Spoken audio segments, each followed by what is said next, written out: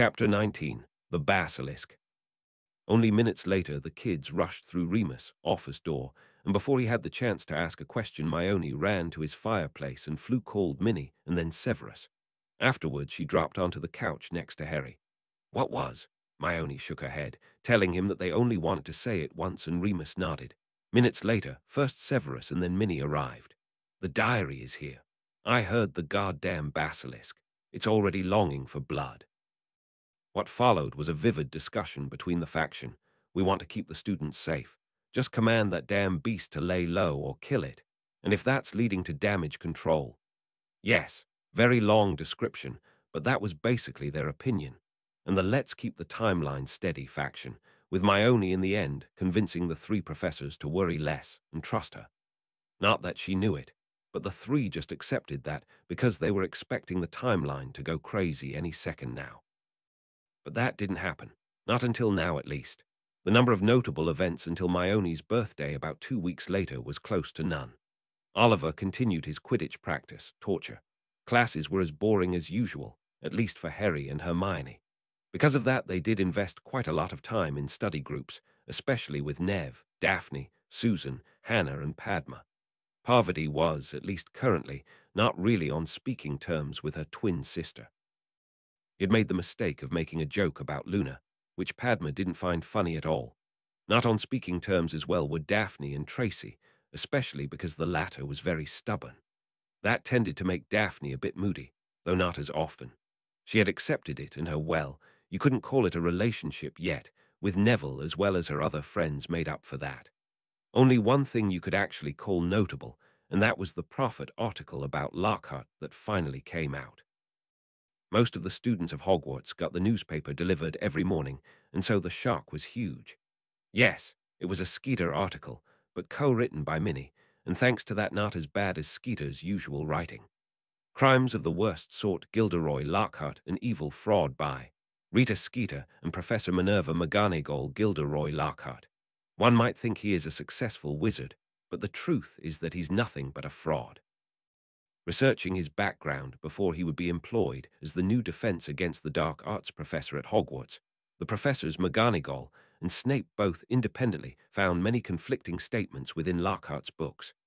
Not only had he accomplished none of his tales, no, it was even worse. Professor McGonagall recognized one of the stories from an old and well-known colleague of hers, Professor Galatea Merrythought. Gilderoy Lockhart had simply just stolen that tale and claimed it as his long after Merrythought's death. After a thorough review of the evidence by Headmaster, Chief Warlock, and Supreme Mugwump Albus Percival Wulfric Brian Dumbledore, the extent of Lockhart's crimes became completely clear. Dumbledore recognized even more of the stories and realized that Lockhart had obliviated the wizards and witches who had actually accomplished all of those things. Head of the DMLE, Lady Amelia Bones stated, "I have been made aware of those facts as soon as Professor McGonagall had finished her research. We have an own investigation checking those claims, but on a personal note, I think we will bring charges forward within the week." For more details on the contradictions within the stories, read page 5. For more details on the wizards and witches, whose memories Lockhart stole, read page 8. Gilderoy Lockhart, who had not yet read The Prophet on said morning, just walked into Flourish and Blots for his book signing, when 24 angry witches stared at him. He just put up his usual charming smile, but almost instantly got hit in the face by a newspaper. It was then that he saw it, an article about his crimes. He didn't even need to read it. The headline gave it away. Add to that there were 2 pictures below, one of him and one of Professor Merrythought, meaning he would have to get away. And with that, Gilderoy Lockhart turned around, hurrying out of the store and quite literally running into a woman. The shield charms on her aura robes made the man fly backwards, getting tossed into a wall. Then she walked up to him and smiled. "Mr. Lockhart, I'm head of the DMLE, Lady Amelia Bones. We have some questions for you." Things were really not looking good for Gilderoy Lockhart. On Hermione's birthday, they had 2 parties for her. Well, the latter was hardly a party, but they celebrated together with Remus, Minnie, and Severus in the room of requirement. Before that, they had gotten the permission to use an empty classroom for a small birthday party with their friends. Among the guests were Neville, Luna, Daphne, the Pattle twins, the Weasley twins, as well as the rest of the Quidditch team, all of whom were more than familiar with their little seeker's best friend, Fay and Lily Moon. As one might expect, most of them gave her either books or gift coupons for Flourish and Blotz. Luna gave her something that looked more or less like a self-made dream catcher, but apparently it was good for finding and catching all the evil spirits in your life, whatever that meant. From Daphne, she got a set of beautiful formal witch's robes in Gryffindor red, and Nev had a magical flower for her, something he had seen her adore in the Longbottom greenhouses, where she said that something like those would be a beautiful addition to their garden. The birthday party was fun. Thanks to the Weasley twins, the house elves supplied them with a variety of food from the kitchens, making everything even better. But after a bit more than 1.5 hours, it slowly ended, then giving Harry and Hermione the opportunity to meet up with their three favorite professors. None of those had ever heard of something like the Room of Requirement, and so they were all waiting on the 7th floor in front of the tapestry of Barnabas the Balmy. When Harry and Hermione then finally arrived, they were being carefully watched by the three professors, all of whom having no idea what to expect. Well, the Room of Requirement can basically create anything you want and need. I mean, aside from food, we all know Gamp's law of elemental transfiguration. During 5th year, we held the Dahir, our secret defense class. So basically, you just walk up and down in front of the hidden entrance here, thinking about what you need. There we go. A wooden door appeared, which Hermione then opened. To her surprise, the room did look like the reading room at Potter Manor. Seems like that is a private space to relax with friends to the room. But yes, it is not wrong. I love the reading room. All of them walked in now, the professors being damn surprised. Severus was already considering the possibilities of using it as a hidden potions lab out of Dummel's reach, while Remus thought about implementing it on the Marauders map. What none of them noticed was the soft glow coming from Hermione's satchel. Remus and Severus had both gotten Hermione a book from their respective areas of expertise, and none of the usual ones. Neither was available in any normal bookstore. Maybe one dealing in antiques would have a version, but that's about it. While opening the wrapping of Severus' present and seeing what was in there, Hermione burst out laughing, which did confuse the potions professor. Sorry, Severus. Don't get me wrong. That's a fabulous present, thank you. Funny thing is, though, last time around, sometime this November, I tricked Lockhart into signing me a permission slip for that book so we could brew polyjuice and sneak into the Slytherin common room. Now Harry started to laugh as well, remembering that incident. Oh, yes. And you want to guess who tried to steal a hair from Bulstrode's robes and ended up as a mutated cat? That sight. I don't even want to know what Madame Pomfrey must have thought.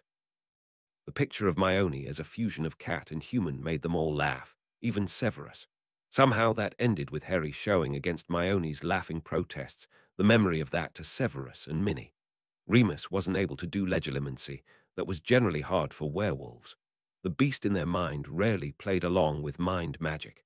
Yes, they possessed something like a natural occlumency, but not on purpose. Anything more than that was hardly achievable. From Minnie, Hermione then got a little charmed crystal that would light up red if she was under the influence of any potion or spell. A neat little magic trick that she had gotten from a Peruan warlock on one of her trips during the summer break. Then last but not least, it was time for Harry's gift. The box he handed her was rather small, and with absolutely no idea what could be in there, she slowly opened it up. Oh no, Harry, that's so beautiful. He took out the small silver bracelet, which was very beautiful. Undoubtedly goblin-made and with those runes. Before you ask, yes, I enchanted it myself over the summer. Remus had a look to ensure I'd done it properly. That thing has been sitting around in the vaults, completely untouched and forgotten about. Once Hermione had put the bracelet on, she practically beamed out of joy and kissed Harry on his cheek. Minnie and Remus were just grinning at the display of emotion there, while Severus shook his head. Be careful, you two. Don't give him a proper kiss without thinking about it if you're really soulmates. I think I told you once that would activate the bond, which will be magically registered at the ministry. It could be possible that they inform the old meddler when he's got a pair of soulmates at his school. Never happened during my time here. Minerva, she just shrugged, but agreed that this would be a possibility. But wouldn't that at least make Marley Weasley stop? A soul bond is impossible to break. Harry just laughed at that while subconsciously scratching his head again. It had been itching since entering the room. Oh, come on, Uncle Mooney. They just see that as a reason to kill Myoni off, so in my sorrow, I'd stumble into Ginny's arms. Don't think that good old Marley, Howler, Weasley would back down from something as benign as a soulmate bond when it comes to her daughter's wishes. I mean, look at the potion she used. I'm pretty sure that wasn't this way last time. My friendship with Myoni and hatred for Ron made her do that. Harry scratched and rubbed his forehead again, while Myoni was now putting away all the presents. It was then that she realized that something was glowing inside her bag. Wait, what is that? Oh, Luna's present, but why's it glowing? And can you stop scratching your scar again, that? Then she paused and looked at Harry, who now realized that he had been rubbing and scratching his scar for quite some time. Didn't Luna say that it would find and catch evil spirits? And the fact that you scratch your scar, the professors were absolutely confused. Such kind of behavior was normally only shown by the Weasley twins. But now, as the kids came to a conclusion and stated it together, both grinning, the Horcrux is in the room of requirement.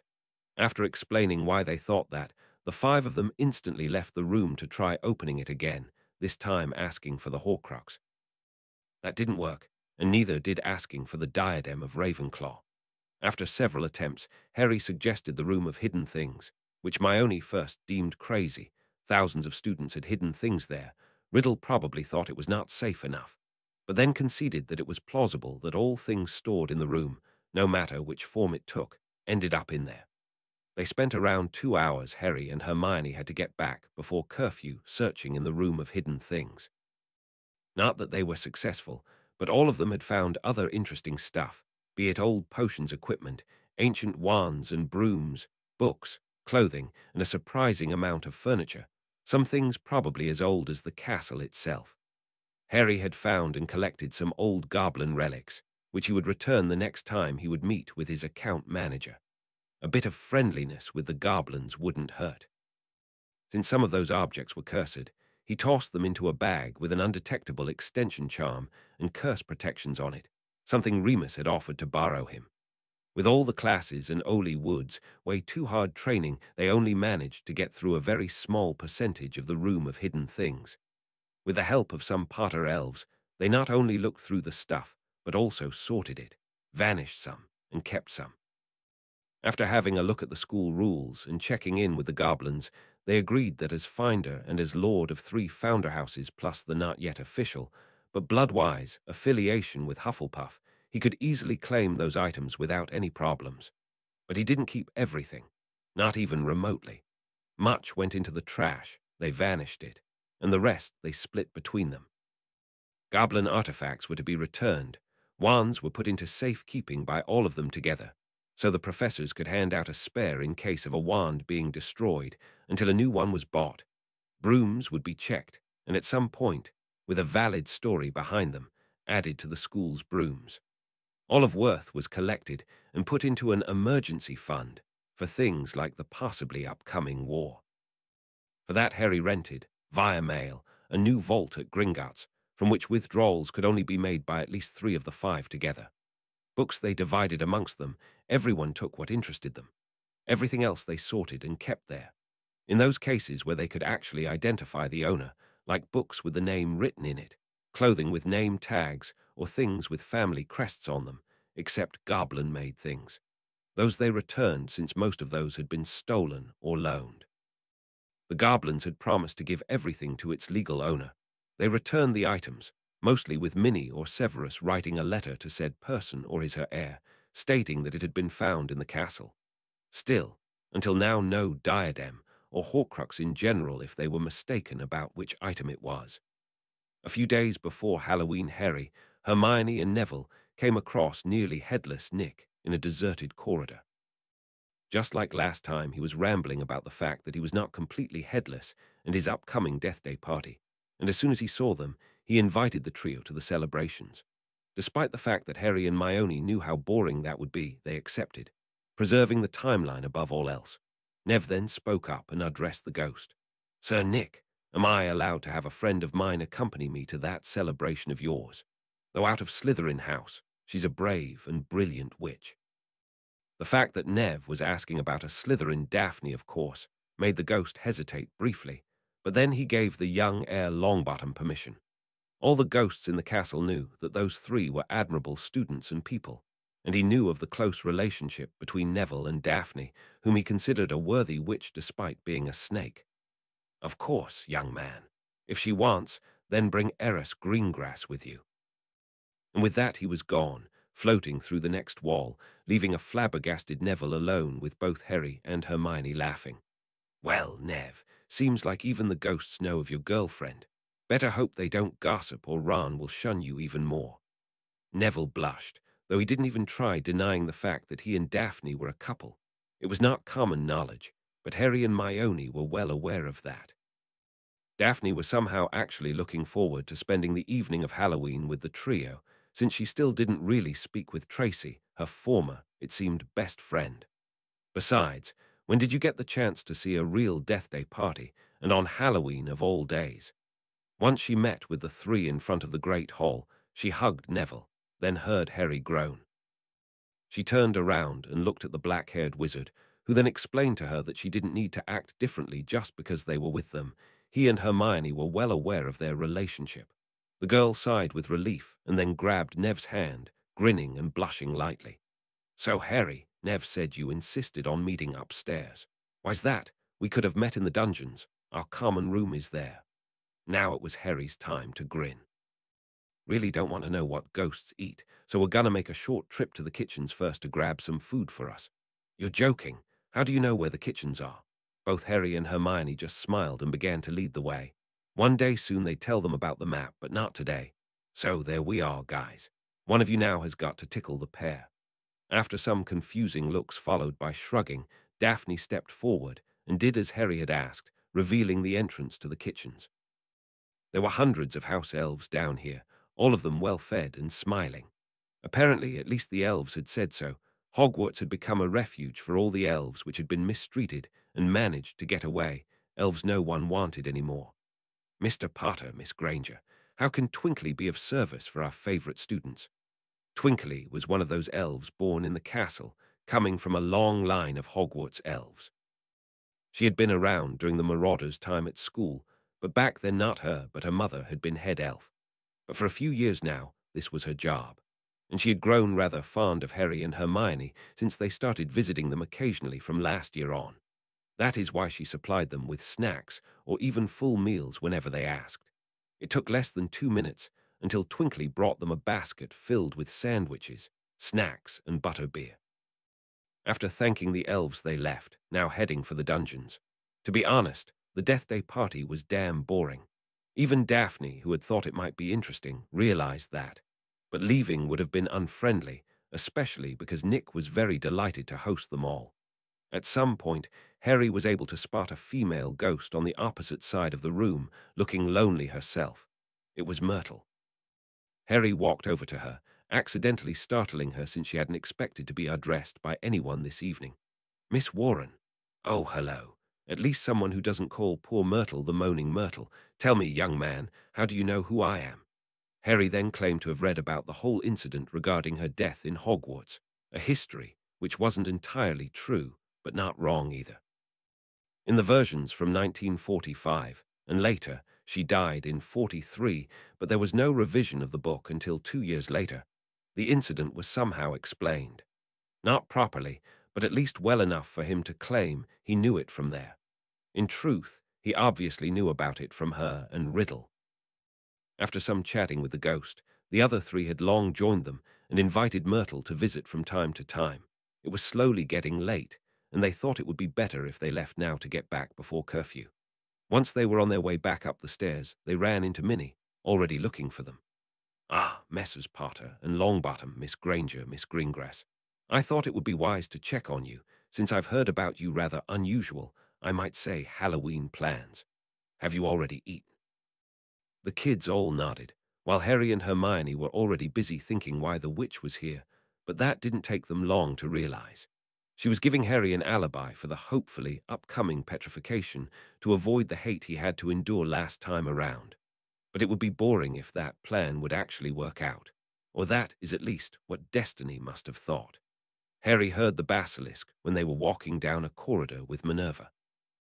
Daphne was still with them, as Snape had asked Minnie to bring her to the Great Hall so he could then lead all of his students into the common room and do some house business. Seemed like he didn't want Daphne alone in the common room because he feared she might head to bed and miss all of his announcements. The damn beast was apparently very eager to hunt this evening, much more than he remembered it to be. But then, after a minute or so, it was quiet again, which made him feel both relieved and terrified of what exactly had happened, which was something he was just about to find out. Argus! Minnie's outcry startled them, but then they saw it too. Not only was the cat of the old caretaker laying there in a puddle of water, petrified, but also Filch himself. How did that happen? Thanks to Minerva's outcry, which was even heard in the Great Hall, students started to rush towards them, wanting to know what happened. The Chamber of Secrets has been opened. Enemies of the air, beware. I pity you, Granger. Seems like you mudblood will be on top of that list after the old squib here. Well, actually, I don't pity you. Mr. Malfoy, 20 points from Slytherin for insulting a fellow student. Draco, just like most of the entire school, was by now aware of what happened and was standing around the scene of the crime, reading out the writing on the wall behind them.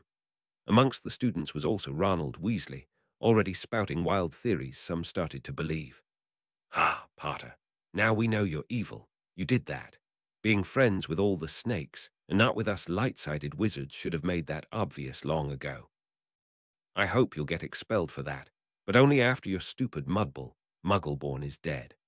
Ron Weasley couldn't believe that all the other teachers and students were just standing there, while Potter was next to the dead caretaker. Not that it bothered him much that old Filch was dead, but it seemed like no one was able to come to the obvious conclusion. Potter not only avoided, but hated him, a light-sided wizard, and instead befriended the bloody snakes and mudbloods. His mother and Dumbledore had always promised him that Potter would be his best mate, not good at school and without friends. But they were wrong. Potter must have changed his affiliations, ending up on the dark side. Otherwise, he wouldn't be so strong. And why did no one bother that he hadn't attended the feast, but instead ended up at the scene of the crime together with a damn snake? McGonagall even caught him, obviously. 30 points from Gryffindor for insulting another student and wishing another one harm, Mr. Weasley. Before he could protest against McGonagall taking points from him, Snape and Dumbledore appeared, followed by Lupin. Minerva, what happened here? It was all Potter, headmaster. He's a dark. Snape's silencing spell hit him in the face. Severus, that was not necessary. Oh, I think it was, Albus. Thank you, Severus. Mr. Filch and his cat are petrified they're not dead. You see the message yourself. Someone claims the chamber was opened again. And while I usually don't condone the usage of spells on students, Mr. Weasley here began to insult and accuse Mr. Potter here, saying he was an evil wizard and did all of that because he was, and I quote, being friends with all the snakes and not with us light-sided wizards. Then she addressed all the students around her. For all those who are stupid enough to believe Mr. Weasley's accusations here, Mr. Potter and his friends all spent the evening at Sir Nicholas' Death Day party. There are around 300 ghosts, including all house ghosts, who can verify that. And I myself picked them up from the party downstairs. They haven't been without supervision since before the beginning of the feast. And since we all saw Mr. Filch during the feast in the Great Hall, I can tell you without doubt that neither one of those students was even remotely able to do this. Besides, there are probably no students able to petrify a human being. So I hope that not a single one of you, including you, Mr. Weasley, will bring up those accusations ever again. Those who do will get detention with me and a loss of 20 points. Severus, as well as Remus, Sprout, Flitwick, Hooch, and Sinistra, basically all the teachers which were standing here, nodded in agreement. Dumbledore just sighed. Why was Ronald Weasley such a brainless idiot? He should have been Harry's friend, not biggest enemy.